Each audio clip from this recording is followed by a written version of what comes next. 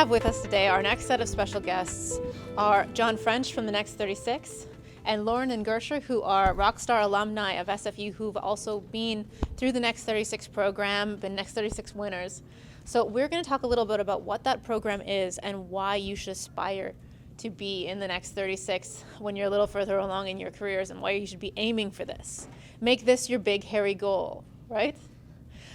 Because clearly it's been done by our SFU students who are absolutely amazing and started at exactly where you guys are. So I thought we'd start by, we'll ask Jon to talk a little bit about what the Next 36 is, because we're very, very proud to be a partner of this program. Okay, perfect. Hello, everyone. Yes, you're very well behaved and very quiet. I'm really excited to be here. The Next 36, how many of you have heard of the Next 36 already? Show of hands. Okay, okay, we'll work on that. So we're a national program. We're actually structured as a nonprofit charity, and our BHAG is to make Canada more competitive by investing in a really small number of high potential young entrepreneurs. So that's what we do. Been around for 5 years. I joined the organization about 4 months after it launched, and we pick 36 students every year from across Canada, from different universities. We don't care what faculty you're from, and we're going to provide you with the capital. So our teams get up to $50,000 in seed capital to launch normally a technology business, although really it's any business that is disruptive or innovative and can scale. So think about global businesses like Josh's company. We also have mentorship from some of Canada's most incredible business leaders, entrepreneurs, investors. Mentorship is huge, as you're probably going to hear in a little bit. And then we have a structured education program where we bring in the top faculty from, let's say, Harvard Business School. So you'll learn about venture financing from the guy who his name is Raman Ananda. He teaches the MBA program at Harvard, and you're learning about how to read term sheets or how to negotiate with VCs. And the idea for this organization came out of the Own the Podium. It seems appropriate to tell this story when I'm here. So if you think back to the Olympics, up until Vancouver, Canada was the only country that had the distinction of never winning a gold medal when they had hosted the Olympics on their home soil, and we had done it twice. We'd done it in Montreal and we'd done it in Calgary, and the idea behind Own the Podium was, okay, let's take a lot of this money, and instead of being Canadian and spreading it out evenly across all of the athletes, let's put heaps of money, heaps of resources on the athletes that have the best chance of winning a gold medal. And everybody knows what happened in those Olympics. And so the Next 36 does the same thing. We take a small number of entrepreneurs and we heap on a ton of resources so that you will build more successful companies here in Canada, employing Canadians and generating stimulating the Canadian economy. How did you get involved with the Next 36? Are you an entrepreneur yourself? I'm not an entrepreneur in the sense that I haven't started my own company and my own venture. We were saying I'm an entrepreneurial guy. I'm a really good first or second hire at an organization. So the last 2 companies or organizations that I've been with, I've defined my own role, created my own job. And so before the Next 36, I was at the opposite end of the innovation spectrum, working for the Institute of Chartered Accountants of Ontario. So now they're called the CPAs, the provincial body. But the same thing, I was the guy that was responsible for campus recruitment, for working with the professional services firms, so the PwCs and the KPMGs, to make sure that they had the best students coming into the pipeline for the accounting profession. And I was the only person that was doing that. I built programming around what we were doing at the ICAO. And after 9 years there, and this ultra conservative, like you walk down the hallway at the ICAO, and I mean, no lie, it was a hallway of they call them FCAs, but the people that had won awards over the last 40 or 50 years, and it was old white men. That was, and it's changing, and I apologize to anybody that's in the accounting profession. It's changing slowly, but it's still a very conservative culture, and I wanted to get out of that. And so the Next 36 had just launched. I started chatting with Claudia Hepburn, who was one of the co-founders and executive director of the program. We clicked really well. I loved kind of the vision and the BHAG of the organization. And I was doing a project on the Next 36 as a part of my MBA. I did my MBA at Schulich, York University, in the non-for-profit sector, and was learning about this really cool organization that was set to make a difference with great business leaders supporting it. And I took the plunge 5 years ago and haven't looked back since. Brilliant. All right, so I have one final question for you before we get to our young rock stars here, which is, what is different about SFU? What do you see is different about SFU as far as other schools and other entrepreneurship schools go? Because we were one of the first university partners of the Next 36. We saw the potential in it really, really quickly. And I know that we've had a pretty good relationship. So what's incredibly leading question makes us special? Yeah, lob it up. I guess the first thing I'll say is that the SFU students that have been in the Next 36 are always really, and I'm not just because I love these two, they're always very well liked. They're always very popular within the program, and it's because they hustle, because they're articulate, because they're humble.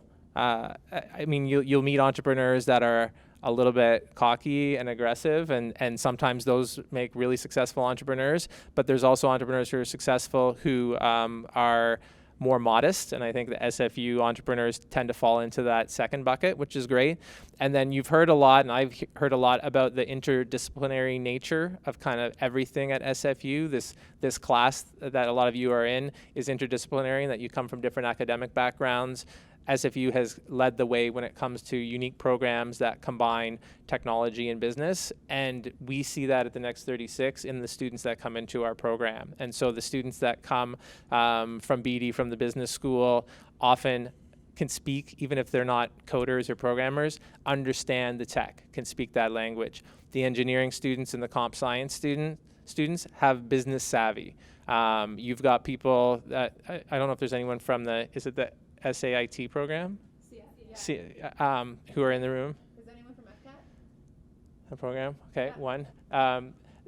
Have, again, combining the different skills together, and often have a background in UI, UX, kind of being more creative, that really helps you when you're launching your own startup. And so if I had to say one thing, it's that interdisciplinary approach that you're using at SFU is something that will really help a founder when they're in the Next 36 or any program where you're starting your own business. Okay, so now we will turn on to our young rock stars here. So can I ask you guys to introduce yourself? Lauren, can you tell us a little bit about yourself, please? Yeah, I'm Lauren. I graduated from SFU with concentrating in entrepreneurship with my BBA last year. And ever since then, I had my own thing with Next 36, and now I'm working for a startup in the 3D printing space. And how about you? I'm Gursher. I still haven't graduated, but I'm taking time off school to build a startup. And last year I got selected for the Next 36. Ever since then I've been away from school. And I was in mechatronics faculty, went through Tech E program. After Tech E got recommended, like in between Tech E got recommended to go to the Next 36. Right now I'm co-founder and CBDO of a Vancouver-based company called Switchboard, which you'll hear more about what we do. We're a team about 8 right now, and a software company, enterprise SaaS software. So can you guys tell us a little bit about your entrepreneurship, or not even entrepreneurship, tell us a little bit about your SFU experience. What led you up to this point? So it was 7 years I spent at SFU, so a lot happened. First year I was kind of figuring stuff out. Second year I got involved with Enactus, which was kind of a pivotal moment for me, where I found out actually entrepreneurship is something that I really enjoy and want to pursue. Did a couple co-ops. One of them was international. That was awesome. And then met Sara, and she became the director, and took one of her classes and loved it. And it was kind of the beginning of when things started to open up with interdisciplinary teams. We worked with some students from Emily Carr, and it was an incredible class, and I loved it. So, yeah. Yeah. Well, one thing that I can say about our students as they take the initiative, because I actually met Lauren, because she basically walked into my office and said, so I hear you're doing this thing called Opportunity Fest, I want to help. Do you need volunteers? I will do something. We hadn't met before. I hear you're about entrepreneurship, I'd like to help. What do you need? And then she spent that entire event running around doing whatever needed to be done. And then I was like, I like you, I want to take one of your classes. Yeah, which worked out well, because I was like, I like you, you should take some of my classes. Yeah. So, Gursher, how about you? Yeah, for me it was similar. Went through mechatronics. I did 4 co-ops, so like I tried all the fields of mechatronics, so mechanical, electronics, software development. While I was going through my co-ops, like everybody told me, all the supervisors that I had, that I was really curious about the business side of stuff. And at that point I knew like I really wanted to get into the startup scene. That's when I came about and joined Tech E. And apart from that, it's just case study competitions and stuff that actually happen around here. So on the engineering side, we have Western Engineering Competition. On your guys' side, on business side, you have BDC and some other competitions that happen. So I think those help you a lot as well.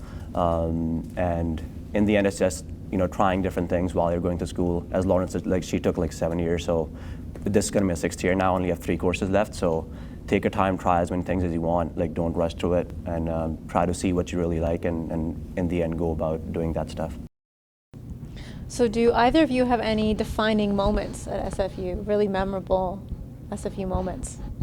I think for me, there's been a lot, but my first one, and I think the most powerful one, was when I joined Enactus, and I was actually project manager of one of the projects called Banner Bags. I think it's still going. We took used banners from the streets that you see around you, and we took them to high school sewing classes and taught them how to make them into bags. And so when I was project manager, we did a showcase where we kind of challenged them to do something a little different. So instead of making bags, make something else. Make something, a dress or an umbrella. You can make anything you want, but making sure it's out of this used material or any other kind of recycled material. And so we did a showcase, and I was absolutely blown away by what these high school students made. I was like, I would wear that to grad. It was crazy. So that was really a cool moment to see everything coming together, and it was kind of my first really entrepreneurial endeavor that I could say, I had a team of 10 and we did this from scratch. So that was kind of a really memorable moment for me. That's fantastic.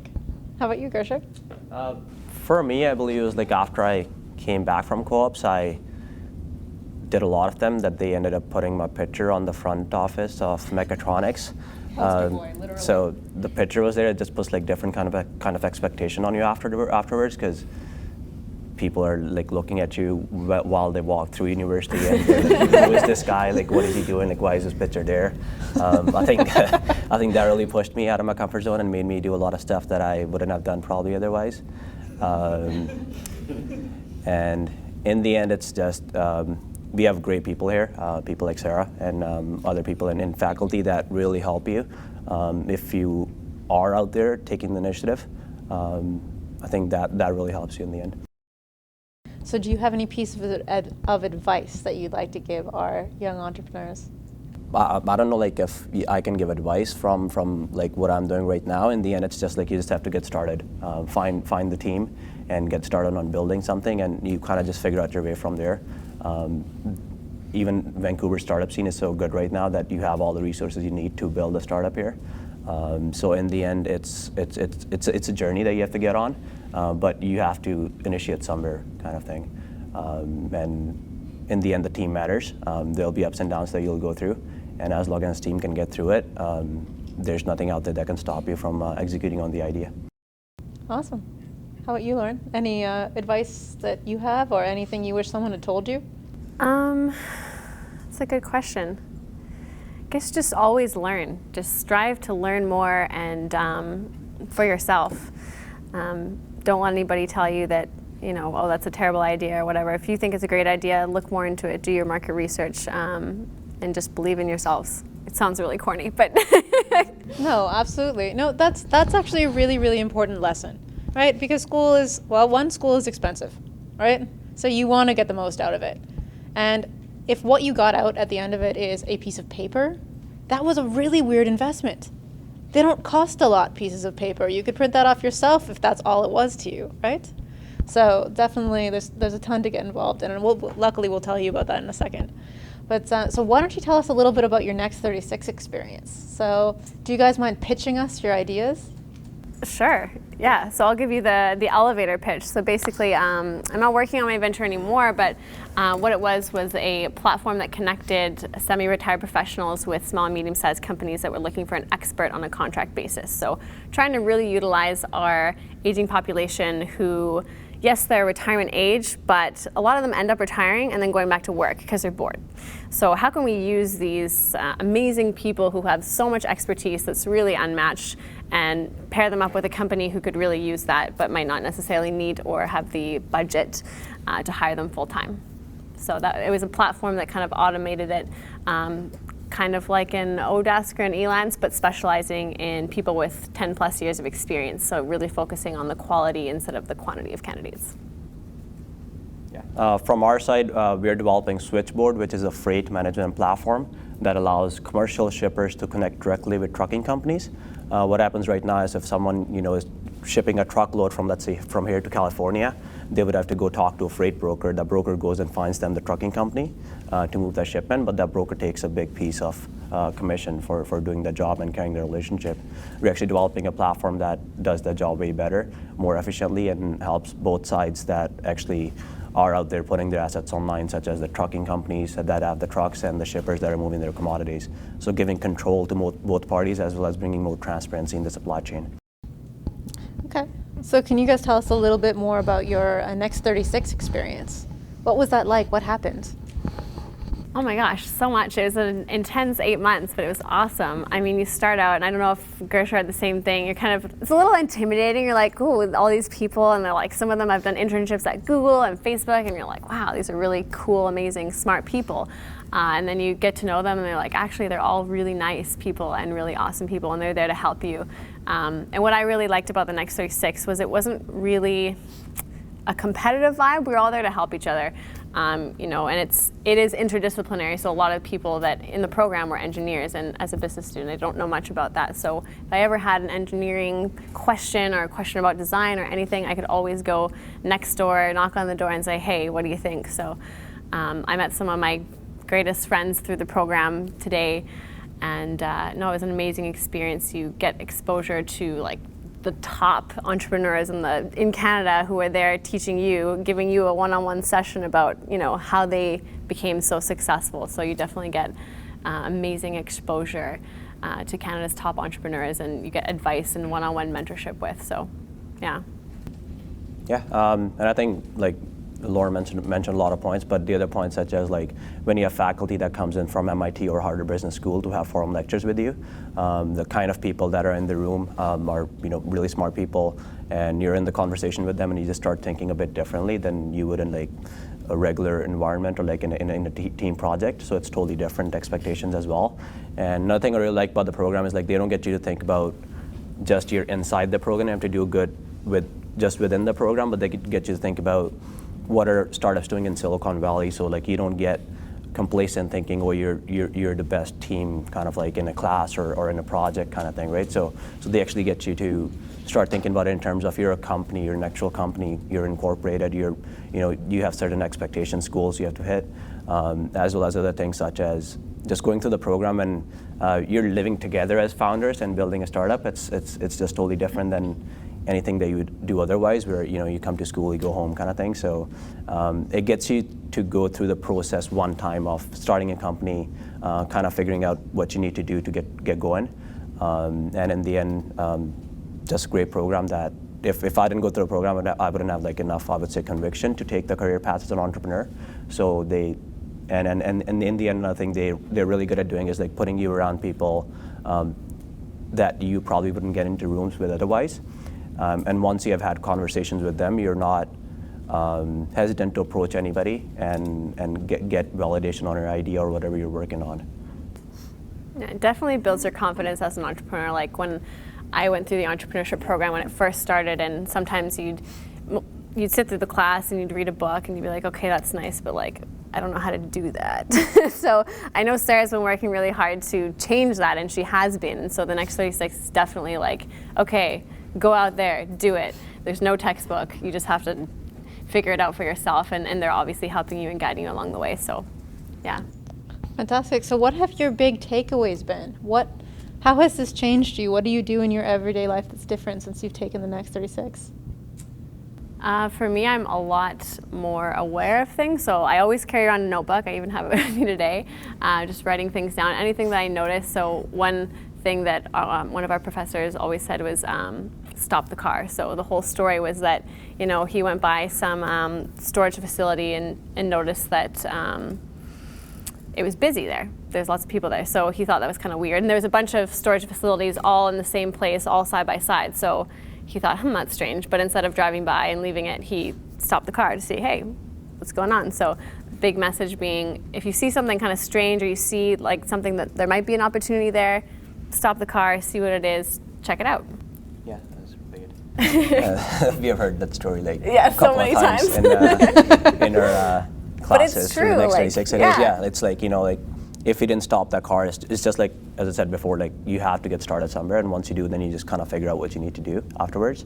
And for me, I would say it just made me think differently about things in terms of, like before when you're going to school, you're like, okay, like school's really hard, but then once you're like, you know, running a company or like starting a company on the side, then you're like, okay, like, you know, I'm like really busy with doing all this stuff now. But just this last week, I was at an industry show that happens out in Louisville, Kentucky, for about 3-4 days. There's about 70,000 trucking professionals from logistics space that get there. And I met a guy who actually is co-founder of a company right now and running his company. On the side, he's doing sales for another company that he was there for. And he is actually co-founder and is organizing one of the biggest startup conferences that happen in Silicon Valley. And at that point, I thought like, I felt like I'm complacent, like I'm like in like this like space thinking I'm busy, I'm doing stuff all the time.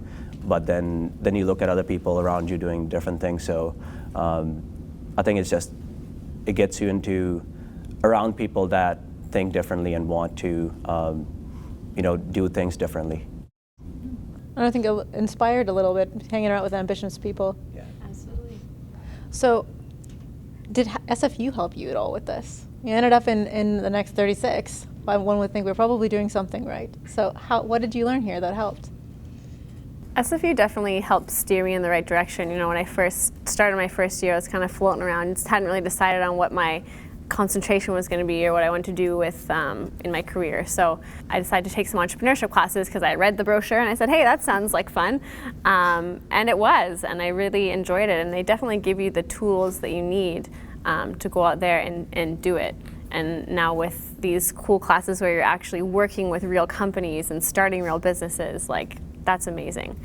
So I think SFU definitely gave me the groundwork to go off and start my own business.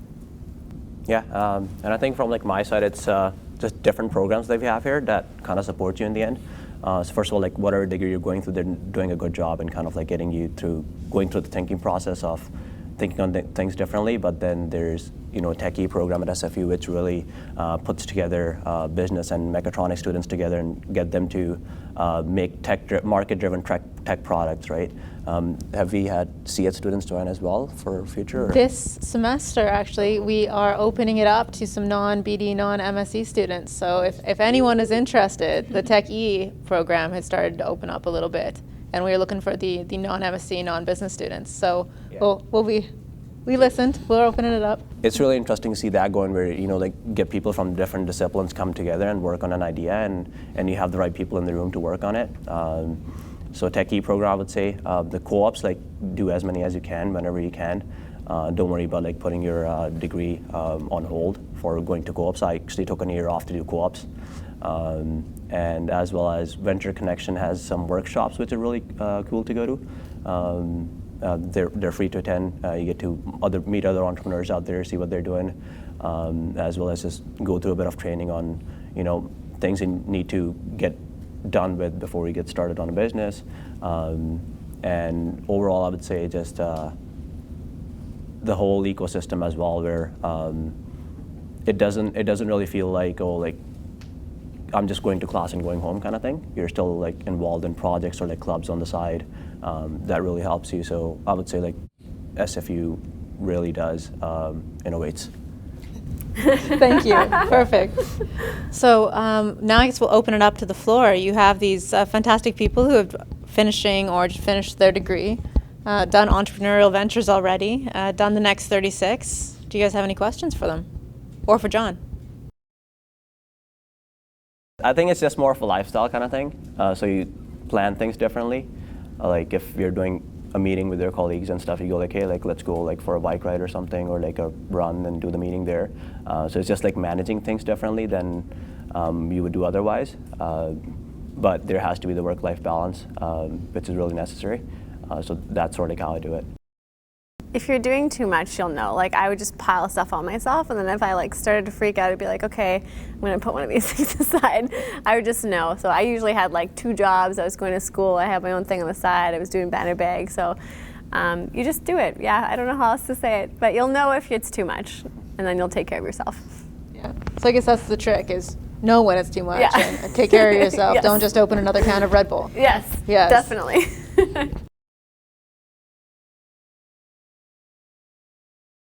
Think a lot about yourself and your personal brand, and it's up to you to decide how you're different. So think about all the things that you've done and what makes you different, and really know that, and be confident when you tell somebody about that. So if somebody says, hey, what makes you special? There's 300 other people in the other room who want the same spot as you.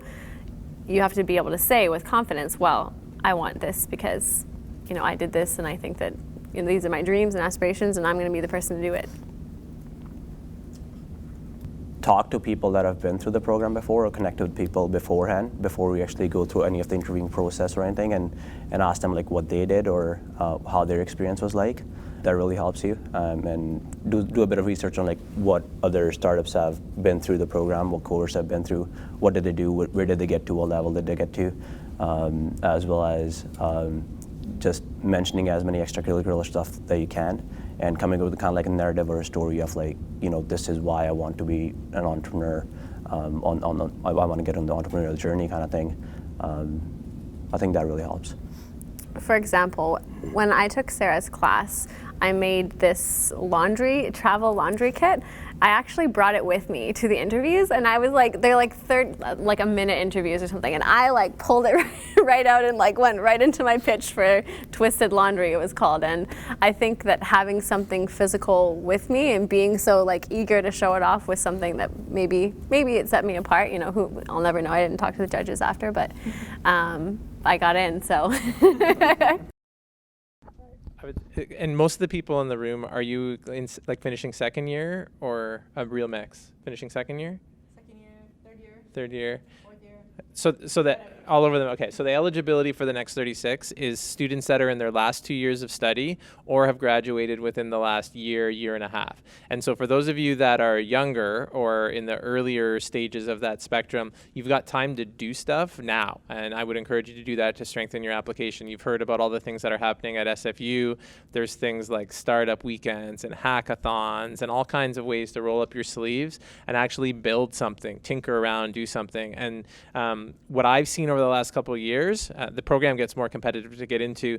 There's a difference between just being involved with extracurriculars, which to me, I think like student government, getting involved with a conference, being involved with Enactus, but not necessarily building something. So there's a big difference. Leadership skills are important to the Next 36, but even more important is your entrepreneurial drive. So be able to bring in the Twisted Laundry bag, or be able to show us that you've actually built something and that this just isn't something to check a box on your resume.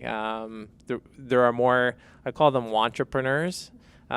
People who watch like HBO's Silicon Valley, and I don't know if any of you watch that, think that being an entrepreneur is sexy, don't realize how much hard work it is, and don't have a lot of entrepreneurial stuff when you look at their history. So for those of you that are really excited about the Next 36 or programs like it, use the time over the next couple of years to really start building things. Absolutely. So yeah, give it a shot. Like shameless pitch for the Venture Connection Student Incubator. It's free. And you can go to it at any level, any student. Just show up, talk to mentors, start companies. There are grants, there are programs, there are events. It's all free because you're a student. So take advantage of that while you have it and try it multiple times. You're using the university's resources, so fail as many times as you want. That's what we're here for, right? Use our resources to do it.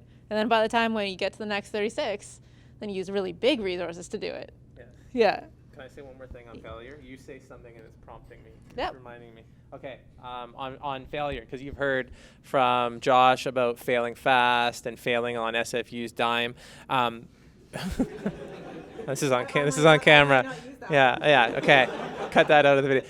But failure is important to being an entrepreneur. And again, from the Next 36 perspective, it's expected. Be able to explain what you learned from it, what you would do differently next time. So if you want to get into our program, you can be sure that in the interview, we're going to ask you something like, tell me about a time when you failed, and you're going to answer that. And then what did you learn from it? What would you do differently? How would you apply it to your next venture? So I think that's also important to highlight. Absolutely. And learn to do that soon, okay? Because one of the worst things you could do, one of the most upsetting things I can see as a teacher, is to be that person who you're constantly seeking validation for an idea that everyone has already told you is terrible, but you just keep asking because you're hoping to find that one person who gets as excited about it as you do, right? So being that person who ignores all outside input and never actually goes out to check is a bad thing. You went out to check, fantastic. You're wrong, fantastic. Go do something else now. Did anyone else say something interesting, right? So it's worthwhile keeping that early. I think we need to find another word for failure. So I had another entrepreneur who basically said, failure is data. That's all it is. And data is one of the most valuable things we have. So if you failed a lot, fantastic. We had Trevor Blackwell. You guys know who he is? He's one of the most successful entrepreneurs in Silicon Valley. And he came here and talked, and he said, if you're an entrepreneur, you got to get used to being wrong 80% of the time. If you are really successful and you've done it for years, maybe you can get it to 60. By the end of your career, maybe 40. But just get used to being wrong a lot and embrace it and be like, neat, I learned something. So did you guys, to finish off, did you guys have any other takeaways or anything else you wanted to say? Yeah, I think Gursher hit on the head. Like, don't be in a rush. Enjoy your university experience. Take the most out of it. Do co-op. Do everything you can. And then, yeah, prepare yourself for what's next. And if you guys love entrepreneurship, then you'll definitely love the Next 36 program and Techie and all those other amazing things going on at SFU. And I would just like elaborate a bit on failure, because while we were going through the Next 36, one of the first ideas that we were working on, we ran an MVP, but it was more going to be like a lifestyle kind of business. We ran MVP among retailers we had in Vancouver, Toronto, and a couple in New York. But soon we realized like that idea was not going to take off, and so we totally pivoted into a new business. So yeah, don't be scared of failure at all. Like, it happens, and as long as you kind of sat together as a team and figured out like why did we fail and what happened wrong, and next time don't let that mistake happen again. You're probably doing a lot better the next time. So the mistakes that we made in the first startup, we never made those in the second one, where we went out and before we even started making something, we got people to invest into us, our customers to actually not invest, like get the closed beta customers that are actually there to adopt the technology. So that was really powerful. Another one is just be curious all the time. That really helps you maximize your learning experience. Just be curious about anything around you and ask questions, and really hit it on why you're doing it instead of like what you're doing and how you're doing it. And I think that really helps. And yeah, in the end, just I think build things as we have heard before, and that's about it. Thank you for taking time and coming out today. Yeah, thanks, guys. Thanks, guys.